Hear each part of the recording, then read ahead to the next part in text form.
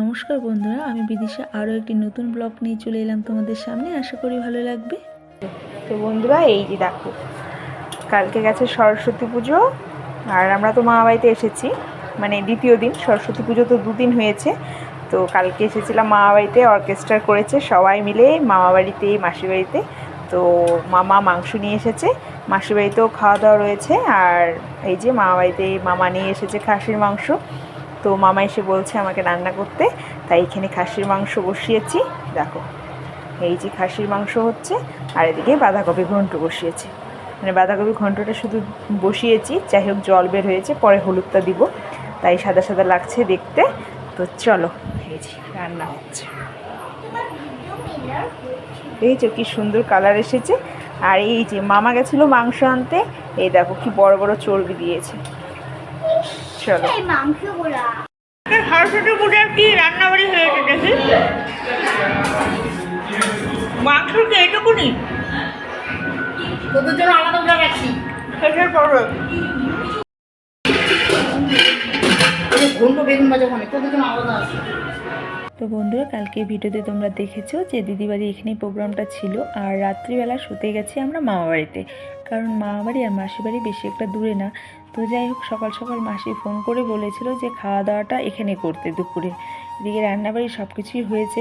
তবে কি বলতো, মামাবাড়িতে ছিলাম যেহেতু, সে কারণে মামা আবার সকাল সকাল মাংস নিয়ে এসেছে। মাংস নিয়ে এসে আমাকে রান্না করার দায়িত্ব দিয়েছে, তাই সেখানে রান্নাবাড়ি করতে করতে অনেকটা লেট হয়েছে। আর মামি কোনো মতে না খেয়ে আসতে দিবে না। তারপর কি আর, দুপুরের খাওয়ার ওখানে খেয়ে বিকেলের দিকে মাসির বাড়িতে এসেছি। এসেই দেখি, তারপর দেখি বাজনাও চলে এসেছে। এবার জামাইবাবু এসে বলছে যে শাড়ি পরে রেডি হয়ে নাও, সবাই মিলে যাব বিসর্জন দিতে। আমরা তো আর সেই চিন্তা ভাবনা করে যাইনি, কারণ আমরা তো হুট করেই গেছিলাম। যাই হোক, একটা দিন থেকেছি, এবার বাড়ি আসবো, বিকেল হয়ে গেছে, খাওয়া দাওয়া করেই মানে রওনা দেবো বাড়ির পথে। তারপর দিদি বলছে পরে যাস, আগে শাড়িটা পরে নে, আমারই একটা শাড়ি পর। তারপর বৌদিও বলছিল আমারও শাড়ি আছে। তারপর আবার শাড়ি নিয়ে চলে এসেছি মামা বাড়িতে। এই যে বৌদি সুন্দর করে শাড়িটা পরিয়ে দিয়েছে, এবার রেডি সেডি হয়ে যাব আমরা বিসর্জন দিতে। তারপর এদিকে বর বলছে তুমি আবার শাড়ি পরেছো কেন, বাড়ি যাবে না? তো আমি বলছি হ্যাঁ যাবো, তো দাঁড়াও আগে বিসর্জন দিয়ে আসি তারপর। এই যে দেখো, মানে তখনই রেডি হয়ে গেছি বলা মুহূর্তেই, কিন্তু মানে হচ্ছেই না। সেই রাত্রি হয়ে গেল, তারপর গেলাম আমরা বিসর্জন দিতে। এদিকে মাসি, মানে দুই মাসি বসে রয়েছে, রোডের সামনেই বাড়ি, তো বেলকনি থেকেই দেখছে। মানে আমরা সবাই রেডি হয়ে দাঁড়িয়েছিলাম, অনেকেই ছিল, তো এগুলোই দেখছে দু বোন মিলে। আর জানো তো, এই ভিডিওটা না বাড়িতে গিয়ে আমার মাকে দেখিয়েছিলাম। মা দেখে প্রচণ্ড কান্নাকাটি করছে। আমার মা কিন্তু সবার ছোট, আমার মার থেকে কিন্তু ওই যে দুই দিদি বড়, মানে দুই মাসি, আর আমার মামা তারও বড়। তো সে সমস্ত দেখে মা প্রচণ্ড কান্নাকাটি করলো, কারণ আমার মাই সব থেকে ছিল আর কি হাসি ঠাট্টা ঘোরাফেরা আনন্দের দিক থেকে মানে আগে, কিন্তু সেই হচ্ছে একদমই অচল হয়ে গেছে। তো এগুলো দেখে না মার প্রচণ্ড মন খারাপ হয়ে গেছে। আর এখন ভিডিওটা ভয়েস ওভার দিচ্ছি, আমারও খুব খারাপ লাগছে। তো সত্যি কথা বলতে, মা যে এমনটা হয়ে যাবে কেউই ভাবতে পারি না। আর মাকে সবসময় আমার মাসির বাড়ি, মামা বাড়ি, দিদি, তো সবাই আসে দেখতে। কিন্তু কি বলতো, মা তো আর কখনো মানে যেতে পারে না কারোর বাড়িতে, সেটাই মার মন খারাপ। আর মা এখন আর মানে যেতেও চায় না, কারণ শরীরটা ভালো না। সবাই মাকে বলে যে কেমন ছিল, কেমন হয়ে গেল, বা কি হয়েছে, এ সমস্ত কথা না মার হয়তো ভালো লাগে না। সে কারণে মা মানে যেতেও চায় না। আর মার কিন্তু মন চায়, কিন্তু মুখ ফুটে বলতে পারে না, কারণ মার মধ্যে একটা লজ্জাভাবও কাজ করে, সেটা আমরা বুঝতে পারি। কারণ মা কিন্তু প্রচণ্ড মানে এনজয় পাচ্ছিল, হাসি ঠাট্টা আনন্দ ফুর্তি ঘোরাফেরা এগুলোর দিক থেকে মা সব থেকে আগে, কিন্তু এবার সব থেকে পিছিয়ে। আর আমার দুই মাসি একদমই পছন্দ করে না এই যে এই সমস্ত ব্যাপারগুলো। মানে তারা না একটুখানি হয় না মনমরা টাইপের, কিন্তু তারা এখন এই সমস্তগুলো দেখছে, মা দেখতে পাচ্ছে না, এই সমস্ত চিন্তাভাবনা বা এই যে এত সুন্দর আনন্দ ফুর্তি দেখে না মা প্রচণ্ড কান্নাকাটি করেছিল। ভিডিওগুলো দেখিয়েছিলাম বাড়িতে গিয়ে। তো যাই হোক বন্ধুরা, এই যে দেখো, এটা হচ্ছে আমার জামাইবাবু, আর ওটা হচ্ছে আমার বড় মামার মেয়ে। তো বড় মামার মেয়ে স্কুল থেকে ডাইরেক্ট এসেছে, তাই দেখো নাচানাচি করছে। এবার দেখবে এখানে জামাইদের কিন্তু এটা নতুন একটা দোকানঘর বানাচ্ছে, তো এখানেই ঠাকুরটাকে মানে রেখেছে, বা এখানেই পুজোটা করেছে, প্যান্ডেল করেছিল সুন্দর করে ফুল দিয়ে। এর আগের ভিডিওতে মানে ঠাকুর প্যান্ডেল দুটোই উঠিয়েছি, দেখতেই পারবে যারা যারা আমার রেগুলার ভিডিও দেখো। তো দেখো, এই যে কার প্রতিভা থাকে না, সবারই প্রতিভা থাকে, সবার মধ্যেই কারোটা দেখা যায় কারোটা দেখা যায় না। মানে এই যে দিদি নাচছে, এই দিদি কিন্তু এখানে কাজের সূত্রেই আর কি এসেছে, মানে কাজ হচ্ছিল। তো যাই হোক, অনেকটা সন্ধ্যা হয়েছে, এখন তো তাদের ছুটি হয়ে গেছে। আমাদের নাচানাচি দেখে দিদি আর তার মনকে ধরে রাখতে পারেনি, দিদিও চলে এসেছে নাচানাচি করতে। সত্যি খুব সুন্দর লেগেছে, তাই আমি অনেক সুন্দর করে ভিডিওটা ক্যাপচার করেছি। তো তোমরাও দেখো, তোমরাও বলো কেমন নেচেছে। তো তারপর দেখো সবাই একে একে নাচা শুরু করে দিয়েছে। প্রথমে তো সবাই লজ্জা পাচ্ছিল, যাই হোক সবাই এখন একে একে নাচানাচি করছে। এই যে আমার বড় মামার বৌমা, তো মা আর হচ্ছে আমার দিদি আর জামাইবাবু, আমি সবাই মিলে একসাথে নাচানাচি করছিলাম। বেশি লোক ছিল না, যেহেতু নিজেরা পুজোটা হয়েছে।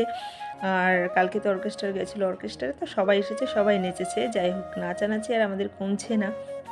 তারপর দেখো আমি তো সবার থেকে আর কি আগে, কারণ আমি না নাচলে কেউই নাচছিল না, তাই সবাইকে আমি মানে উৎসাহিত করে নাচিয়ে তুলছিলাম। যাই হোক, তো সব জায়গায় একটু আনন্দ ফুর্তি করতে হয়, সবাইকে আনন্দ ফুর্তি দিতে হয়, তাই না? সবার মধ্যে তো আর সেই জিনিসটা থাকে না। দেখো সময় থাকতে সব কিছুই করে নিতে হয়, কারণ আমি আমার মাকে দিয়েই প্রমাণ পাচ্ছি, যেই মানুষটা এত কিছু করতে ভালোবাসতো সেই মানুষটা দেখো একদমই ঘরে বসা অচল হয়ে আছে। সেই কারণেই সময় থাকতেই সব কিছু আমি করতে চাই বা করব।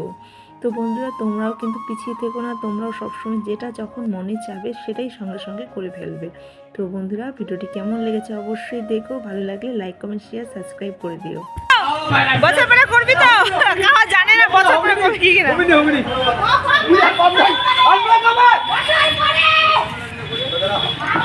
গলার সুরি নাই, ওই তাই মানে বছর পরে আর করবে না, তার জন্য বলার সাহসে পায় না।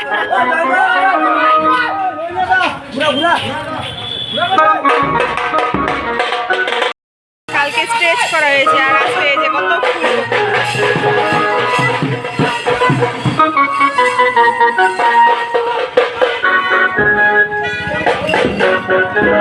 তো দিদির সাথে আর কি করছিলাম, কারণ বলছিলাম যে এবারে কি লাস্ট, মানে এত বড় করে পুজোটা করেছে, প্রথমবারই করেছে। যাই হোক, সরস্বতী পুজো নিজের ঘরেই করে, মানে ছোট করেই করে, এতটা বড় করে অর্কেস্ট্রা দিয়ে এরকম কোনো সময় করে না।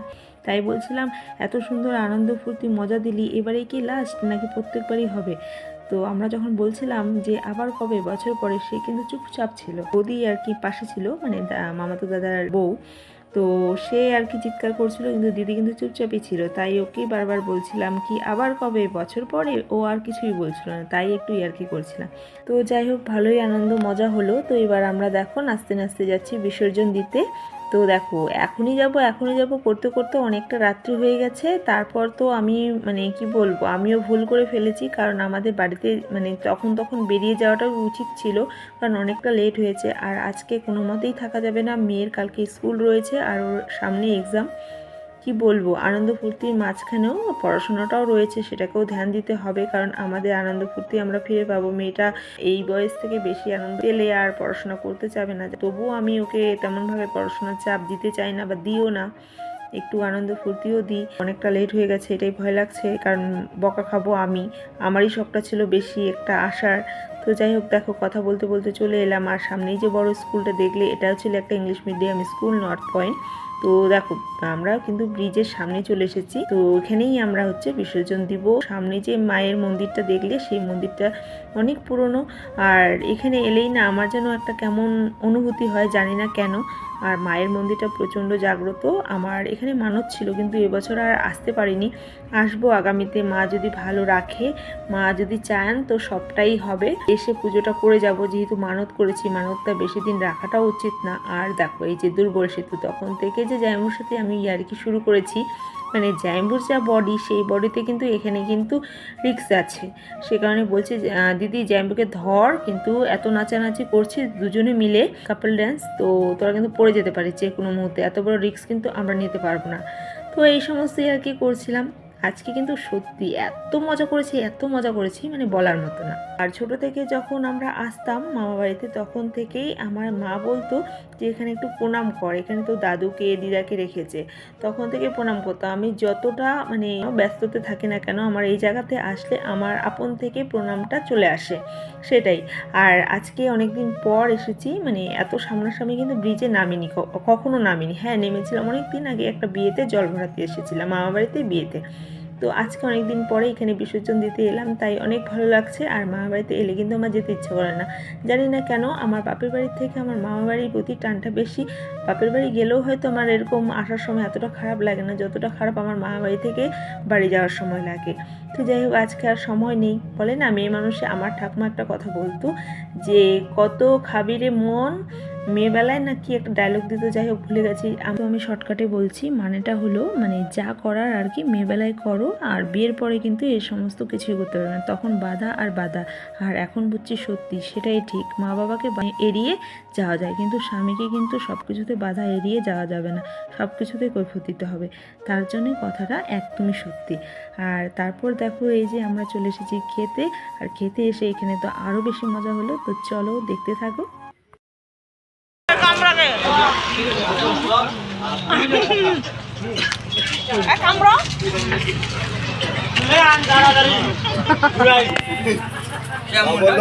কিছু পাও নাই আর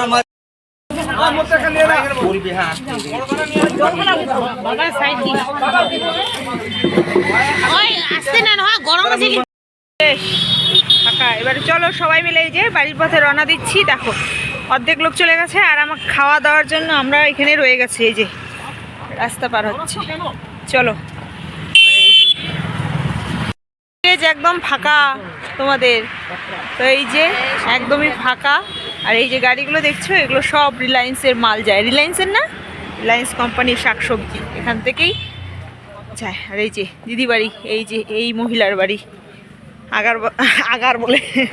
চলো এবারে দোকানে জিনিস নিব। ও এটা পিকনিক হচ্ছে, উঠতে পাম। আরে মাথাটা উঠে কোথায় সরষে দিল মারা? তুমি হাড্ডি খাও। আমাদের খাওয়া দাওয়া শেষ, এবার এই নে এই যে এখানে দাঁড়া এই যে এখানে কম্পিটিশন হচ্ছে, এই যে ম্যাগির কম্পিটিশন হচ্ছে, কে আগে খেতে পারে, জলদি তাড়াতাড়ি। Shantika Maggi competition. ওই যে ভাস্তা আর ভাগ্নি, মানে এটা মামাতো দাদার ছেলে আর ওটা দিদির মেয়ে, তো এরা এখানে ম্যাগি খাচ্ছে। এদিকে আমার মেয়েকে বলেছিল, মেয়ে তো ভাত খেয়ে উঠলো, কারণ আমরা এবার বেরিয়ে পড়বো, তাই খাওয়া দাওয়াটা সেরে নিলাম। খাও, কি খাচ্ছ তোমরা? উত্তপম। এই যে কি খাচ্ছ? উত্তপম। তুমি? উত্তপম। উত্তপম। তাহলে টাটা, বাই বাই। তোমরা খাওয়া দাওয়া করো। শেষ। তো দাদা একটা খাবার এনেছিল, সেই খাবারটার নাম ছিল উত্তপম। আর মাসি বলছিল এত রাত্রি হয়ে গেলো, এখন তো আর বাড়ি যাবি? আমি বললাম হ্যাঁ, খাবারটা তুমিও খাচ্ছ, আমরাও খেয়েছি, তো এবার উঠতে উঠতে বাড়ি যাবো, যেহেতু আমরা উত্তপম খেয়েছি। তো কেমন লেগেছে বন্ধুরা ভিডিওটি অবশ্যই জানিও। আর এই যে আমরা বাড়ির পথে রওনা দিয়েছি। ও এখন বলছে যে এই যে রাত্রিটা হলো, এবার তো গাড়ি চালাতে হবে আমাকে, আর লেটটা হলো তোমার জন্য। আমি বললাম একটু আনন্দের জন্য তো একটু কিছু স্যাক্রিফাইস করতেই হবে।